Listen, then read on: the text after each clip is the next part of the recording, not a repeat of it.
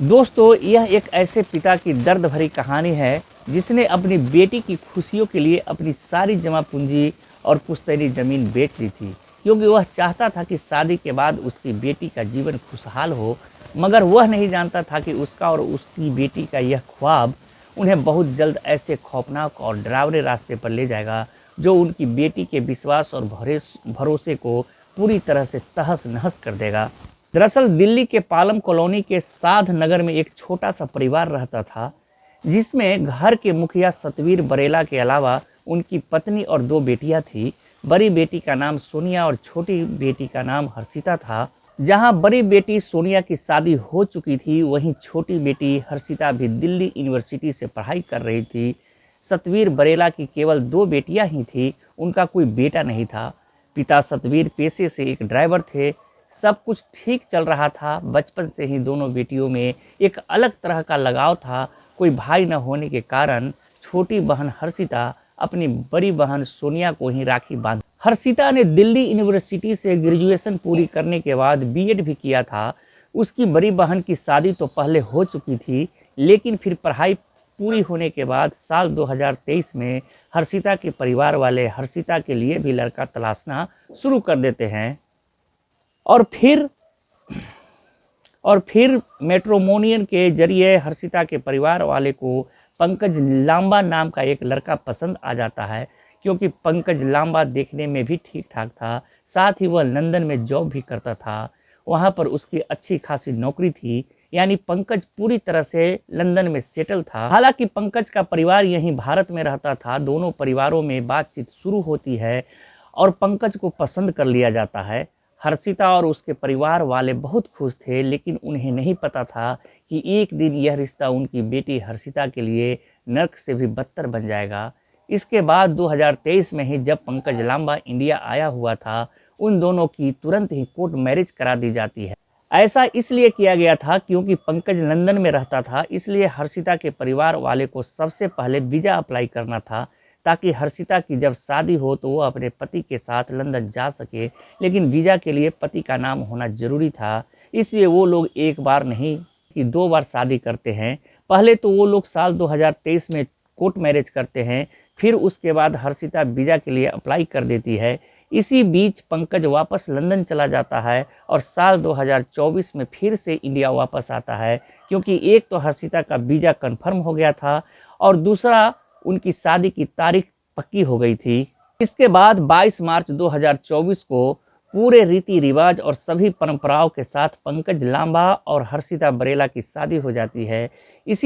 इस तस्वीर में हर्षिता की बहन उसकी नथ ठीक कर रही है, जिसमें हर्षिता लिखती है कि बड़ी बहन छोटी बहन के लिए कब माँ बन जाती है यह पता ही नहीं चलता। इस शादी से परिवार वाले बेहद खुश थे, हर्षिता भी खुश थी। इसके बाद 30 अप्रैल को वह दोनों लंदन के लिए निकल जाते हैं।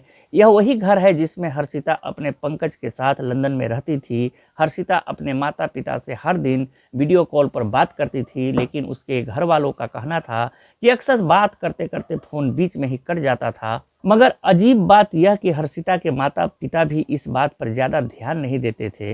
वह सोचते थे कि बेटी विदेश में है, शायद नेटवर्क इशू के कारण फ़ोन कट जाता होगा, लेकिन फ़ोन कटने के पीछे की वजह तो कुछ और ही थी। खैर, धीरे धीरे समय बीतता रहता है और फिर चीज़ें इतनी ज़्यादा ख़राब हो गई। कई कई दिन बीत जाते थे, मगर हर्षिता अपने घर वालों से बात नहीं कर पाती थी। और एक दिन फिर कि कई दिन बीत जाते थे, मगर हर्षिता अपने घर वालों से बात नहीं कर पाती थी।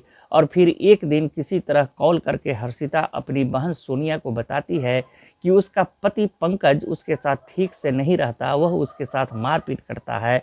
लेकिन फिर 29 अगस्त को पंकज ने हर्षिता को इतना ज़्यादा पीटा कि हर्षिता ने नॉर्थ हैम्पशायर पुलिस स्टेशन में अपने पति पंकज पर डोमेस्टिक वायलेंस का मामला दर्ज करा दिया। इस मामले में एक गवाह भी था। असल में उनके पड़ोस में रहने वाली एक महिला ने पुलिस को बताया था कि उसने पंकज के घर से किसी महिला के रोने और चीखने की आवाज़ सुनी थी। वह महिला पुलिस को बताती है कि वो लोग फॉरेन लैंग्वेज में बात कर रहे थे। असल में वो दोनों पंजाबी लैंग्वेज में बात कर रहे थे। वो महिला कहती है कि वो लोग विदेशी भाषा में बात कर रहे थे, इसलिए मैं कुछ समझ नहीं पाई, लेकिन उनके घर से चीखने चिल्लाने और लड़की के रोने की आवाज़ें आ रही थी। इसके बाद जब हर्षिता अपने शरीर पर मारपीट के निशान और घाव दिखाती है तो इससे साफ हो जाता है कि पंकज लांबा हर्षिता को टॉर्चर करता है, उसके साथ डोमेस्टिक वायलेंस करता है। लेकिन पंकज ने गुपचुप तरीके से जुर्माना भरकर इस मामले को रफा दफा करवा दिया था। हर्षिता की बहन सोनिया ने बताया कि इस मामले के बंद होने की जानकारी भी हर्षिता को नहीं दी गई थी। इसके बाद पंकज थोड़े दिनों तक तो हर्षिता से दूर ही रहता है, फिर धीरे धीरे चीज़ें ठीक हो जाती है और उन दोनों में बातचीत शुरू हो जाती है। लेकिन पंकज का व्यवहार अब भी ठीक नहीं होता है, क्योंकि हर्षिता जब कभी भी अपने माता पिता से बात करती थी और अगर पंकज उसे बात करते हुए देख लेता तो वह हर्षिता का फ़ोन काट देता था। इसलिए जब भी हर्षिता अपने परिवार वालों से बातचीत करना चाहती थी तो वह बेचारी बाथरूम में जाकर बातचीत किया करती थी। और फिर 10 नवंबर 2024 को हर्षिता अपने परिवार वालों को वीडियो कॉल करती है। उस दिन हर्षिता बहुत खुश थी। वह अपने घर वाले को बताती है कि पंकज ड्यूटी पूरी करके घर आने वाला है और मैं उसके लिए कुछ पकौड़े और साग बना रही हूँ जो उसे बेहद पसंद है। इस पर उसकी बहन सोनिया ने उससे पूछा कि तुम लोगों की तो लड़ाई हुई थी, अगर वह तुम्हारे साथ मारपीट करता है तो तुम वापस घर आ जाओ। लेकिन हर्षिता ने उससे कहा कि दीदी अब सब कुछ ठीक हो चुका है। इसके बाद हर्षिता फ़ोन काट देती है। लेकिन जब 11 नवंबर को हर्षिता के घर वाले उसको वीडियो कॉल करते हैं तो हर्षिता फ़ोन नहीं उठाती है। इस बात से घर वाले परेशान हो जाते हैं, क्योंकि एक दिन पहले यानी 10 नवंबर तक तो सब कुछ ठीक था। उन्होंने हर्षिता से वीडियो कॉल पर बात भी की थी। उस समय वो बहुत खुश थी, लेकिन अब अचानक ऐसा क्या हो गया कि वह फ़ोन नहीं उठा रही थी। उन्होंने सोचा कि हो सकता है वो लोग कहीं घूमने चले गए हों। लेकिन 12 नवंबर को भी हर्षिता के पिता ने उसे कॉल किया और जब हर्षिता ने उस दिन भी फ़ोन नहीं उठाया तो उन्होंने परेशान होकर अपने दामाद पंकज लांबा को कॉल किया, क्योंकि उन्हें पता था कि पंकज हर्षिता के साथ है। लेकिन पंकज ने भी फ़ोन नहीं उठाया। हर्षिता के परिवार वाले बहुत डर जाते हैं। उन्हें किसी अनहोनी का डर सताने लगा था। इसके बाद सतवीर बरेला ने पंकज के जानकार जो लंदन में ही रहते थे उनसे बातचीत की, लेकिन वह उन लोगों को कोई मदद नहीं करते। इसके बाद हर्षिता के पिता लंदन में ही अपने एक जानकार जो सरदार थे उनको कॉल करते हैं। उसके सामने रोते हैं, गिड़गिड़ाते हैं और उनसे कहते हैं कि मेरी बेटी कई दिन से फ़ोन नहीं उठा रही है। अगर वहाँ आसपास कोई पुलिस स्टेशन है तो आप वहाँ जाओ और वहाँ पुलिस को सारी बात बताओ।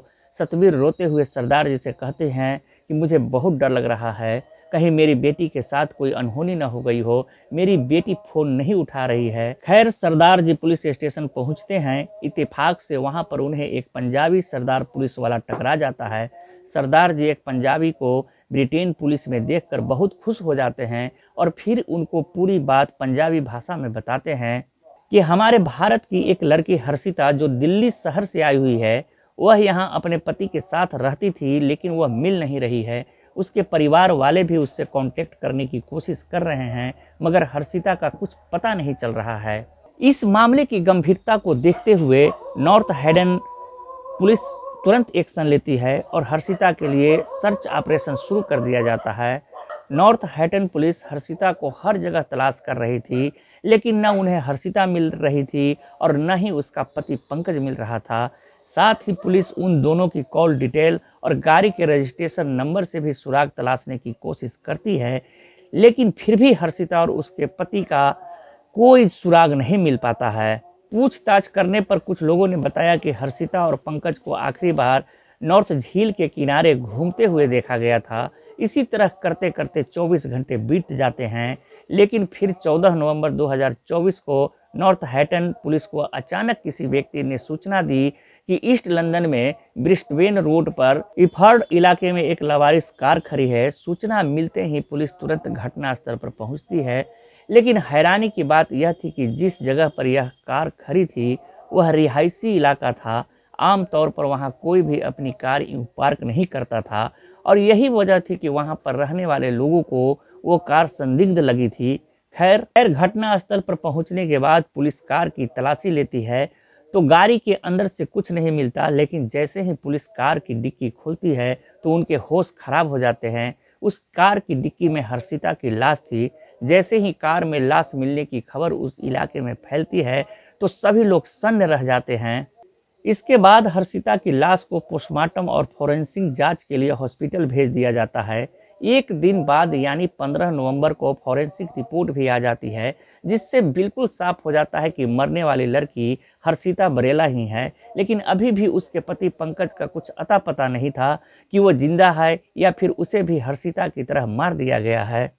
लेकिन अब पुलिस के सामने सबसे बड़ा सवाल यह था कि कातिल हर्षिता को उसके घर से 143 किलोमीटर दूर कार चलाकर उसे यहाँ क्यों लाया था। इस बात का पता लगाने के लिए पुलिस अपनी जांच को आगे बढ़ाती है तो लोग हर्षिता और उसके पति पंकज के बैकग्राउंड को खंगालता है। तभी पुलिस को उसके पति पंकज लांबा के बारे में कुछ ऐसी जानकारी मिलती है जिससे पुलिस को उस पर ही शक होने लगा था। लेकिन पंकज लांबा तो 12 नवंबर से ही गायब था, न तो वह घर पर था और न ही उसका मोबाइल ऑन था। इसके बाद पुलिस हर्षिता और पंकज को लेकर उनके पड़ोसियों और जानकार लोगों से पूछताछ करती है, लेकिन कहीं से कोई सुराग नहीं मिल रहा था। इस दौरान पुलिस की एक टीम उस इलाके में लगे सभी सीसीटीवी कैमरे को खंगालना शुरू करती है। साथ ही हर्षिता और पंकज के कॉल रिकॉर्ड्स को भी निकलवाया जाता है। उसी दौरान सीसीटीवी कैमरा चेक करने वाली पुलिस टीम को शहर के अलग अलग इलाके से कई ऐसे सीसीटीवी फुटेज मिलते हैं जिसमें पंकज नजर आ रहा था। और जिस इलाके में कार की डिक्की से हर्षिता की लाश मिली थी, उस जगह पर भी एक कैमरे में पंकज ही नजर आया था। पुलिस के मुताबिक यह फोटो उस वक्त की है जब वह हर्षिता की लाश को कार में छोड़कर वहां से भाग रहा था। इसी तरह यह तस्वीरें उस समय की है जब वह शहर के अलग अलग हिस्सों से शहर के बाहर निकलने की कोशिश कर रहा था, क्योंकि वह कार बरामद हो चुकी थी जिसकी डिक्की में हर्षिता की लाश थी। और जब कार के बारे में पता लगाया जाता है तो खुलासा होता है कि वह कार पंकज लांबा और हर्षिता की ही थी। इन तमाम सबूतों के बाद आखिरकार इस मामले को सॉल्व करने की जिम्मेदारी स्पेशल क्राइम यूनिट को सौंप दी जाती है, जिसमें करीब 70 डिटेक्टिव इस मामले की जांच पर लगाए जाते हैं। और फिर 17 नवंबर 2024 को स्पेशल क्राइम यूनिट के detective chief inspector Johnny Campbell एक प्रेस कॉन्फ्रेंस बुलाते हैं। इस प्रेस कॉन्फ्रेंस में वो हर्षिता के कत्ल के मामले को सॉल्व करने का दावा करते हुए बताते हैं कि हर्षिता का कातिल कोई और नहीं बल्कि उसका अपना पति पंकज लांबा ही है। इसके साथ ही डिटेक्टिव जॉनी कैम्बल यह भी बताते हैं कि हर्षिता का कत्ल करने के बाद पंकज लंदन से ही नहीं बल्कि इंग्लैंड से भी फरार हो चुका है, लेकिन उसे तलाश करने के लिए इंटरनेशनल सर्च ऑपरेशन शुरू कर दिया गया है। डिटेक्टिव जॉनी कैम्बल ने लोगों से भी रिक्वेस्ट की है कि अगर पंकज के बारे में कोई भी जानकारी किसी के पास हो तो वह पुलिस से ज़रूर शेयर करे। लेकिन इस तलाश का सबसे अहम पड़ाव भारत में ही है, क्योंकि पुलिस को और हर्षिता के परिवार वाले को शक है कि पंकज इंग्लैंड से भागकर भारत ही आया होगा। हर्षिता की बहन सोनिया का कहना है कि पंकज लांबा ने उसकी बहन को पूरी तरह से तोड़ कर रख दिया था। वह उसकी बहन को मारता पीटता था। हालांकि सोनिया ने कई बार अपनी बहन हर्षिता से बोला भी था कि तुम वापस घर आ जाओ। सोनिया ने आगे बताया कि पंकज की जॉब के बारे में भी उन्हें झूठ बताया गया था। असल में जब उन्होंने मैट्रिमोनियल साइट पर पंकज की प्रोफाइल देखी थी तो उसमें था कि पंकज लंदन में एक कंपनी में अच्छी खासी जॉब करता है, लेकिन बाद में जब हर्षिता उससे शादी करके वहां जाती है तो पता चलता है कि वह तो एक सिक्योरिटी गार्ड है। हर्षिता के परिवार ने इस चीज़ को भी एक्सेप्ट कर लिया, लेकिन फिर पंकज हर्षिता को दहेज के लिए टॉर्चर करने लगा, उसे मारने पीटने लगा। तो हर्षिता उसके खिलाफ डोमेस्टिक वायलेंस का मामला दर्ज करवाती है। अपना घर चलाने के लिए हर्षिता भी शादी के कुछ दिन बाद एक वेयर हाउस में काम करने लगती है, लेकिन पंकज हर्षिता के जॉब करने पर भी उससे चिढ़ियाता था। हालांकि उसकी जॉब के पैसे भी पंकज ही रख लेता था। सोनिया ने बताया कि पंकज और उसके परिवार वाले की दहेज की मांग के कारण उनके पिता को संपत्ति तक बेचनी पड़ी थी। उसने बताया कि पंकज के परिवार वालों ने हमारे घर आकर फिर से दहेज की मांग की थी, जिसके चलते उसके पिता को कुछ संपत्ति बेचनी पड़ी। सोनिया ने बताया कि फरवरी तक हम उनकी मांग को पूरी करने में जुटे हुए थे, लेकिन फिर भी पंकज ने उसकी बहन को कत्ल कर दिया। पहले वह उसको पीटता था। सितंबर में मैं उसके बुआ, फूफा और उसकी भाई आई थी, तब भी पापा को बोल गए थे कि हमें अब इतनी कसर कमी छोड़ दी तुम लोगों ने शादी में, तो अब पूरी करो। उसकी डिमांड थी पैसों से रिलेटेड, तो पापा ने फिर अभी प्रॉपर्टी भी थोड़ी बेची है। तो इस ड्यूरिंग टाइम लगता है प्रॉपर्टी बेचने का, ये नहीं होता कि रातों रात पेमेंट आ जाए। तो हम उनके डिमांड फुलफिल करना चाहते थे।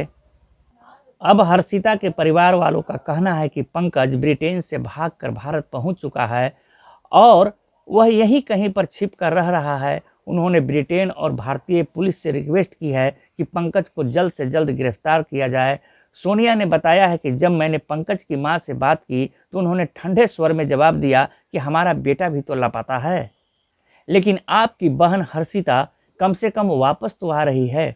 उनका यह रवैया भी शक पैदा करता है और कई सवाल करता है। खैर, हर्षिता बरेला का शव 3 दिसंबर को यानी उसकी मौत के 19 दिन बाद जब दिल्ली के साध नगर में उसके घर पहुंचा तो उसे देखते ही हर्षिता की मां फूट फूट कर रोने लगी। हर्षिता की बड़ी बहन सोनिया ने अपनी छोटी बहन का शव देखकर रोते हुए कहा कि वह बहुत मासूम और बच्चों जैसी थी, वह कभी किसी से लड़ाई नहीं करती थी। लेकिन इस शादी से पहले हर्षिता के परिवार को भी पंकज लांबा और उसके परिवार में थोड़ी जानकारी जुटानी चाहिए थी। उन्हें मैट्रिमोनियल के जरिए मिले व्यक्ति पर तुरंत ही भरोसा करने के बजाय कि पंकज उसके साथ मारपीट करता है, उसे दहेज के लिए टॉर्चर करता है। उन्हें यह भी पता था कि हर्षिता ने पंकज के खिलाफ डोमेस्टिक वायलेंस की कंप्लेंट भी दर्ज कराई थी। इतना सब होने के बाद भी उन्होंने हर्षिता को वहां से निकालने की कोशिश नहीं की, बल्कि वह लोग उल्टा पंकज की दहेज वाली मांग को पूरा करने में लगे हुए थे। हालांकि हम सब जानते हैं दहेज के लोभी भी विश्वास नहीं करना चाहिए, क्योंकि ऐसे लोग सारी जिंदगी दहेज के नाम पर लड़की को परेशान करते ही रहते हैं। और अक्सर देखा गया है कि रोज रोज के झगड़ों से तंग आकर या तो लड़की खुद ही अपनी जान दे देती है या फिर डिमांड पूरी न होने पर उसका पति ही उसे खत्म कर देता है। यही मासूम हर्षिता के साथ भी हुआ। बेचारी हर्षिता तो अब इस दुनिया में नहीं है, लेकिन इस घटना में उन लोगों के लिए एक सबक जरूर है जो लोग जल्दीबाजी में बिना किसी जांच पड़ताल के ही अपने लड़के लड़कियों की शादी तय कर देते हैं। खैर, अभी पंकज की तलाश जारी है, लेकिन अभी तक वह हैवान पुलिस के हाथ नहीं आया है और जब तक पंकज पकड़ा नहीं जाता तब तक यह कहना मुश्किल है कि असल में हर्षिता का कत्ल क्यों किया गया। हर्षिता का परिवार अभी अपनी बेटी को इंसाफ दिलाने के लिए लड़ रहा है। दोस्तों, इस घटना को सुनाने का उद्देश्य किसी को परेशान करना नहीं है, किसी को ठेस पहुंचाना नहीं है, बल्कि आपको जागरूक करना है, आपको सचेत करना है। तो दोस्तों, मिलते हैं कल एक और नई कहानी के साथ नई वीडियो में। तब तक आप लोग अपना और अपने परिवार का ख्याल रखें। जय हिंद, जय भारत, धन्यवाद।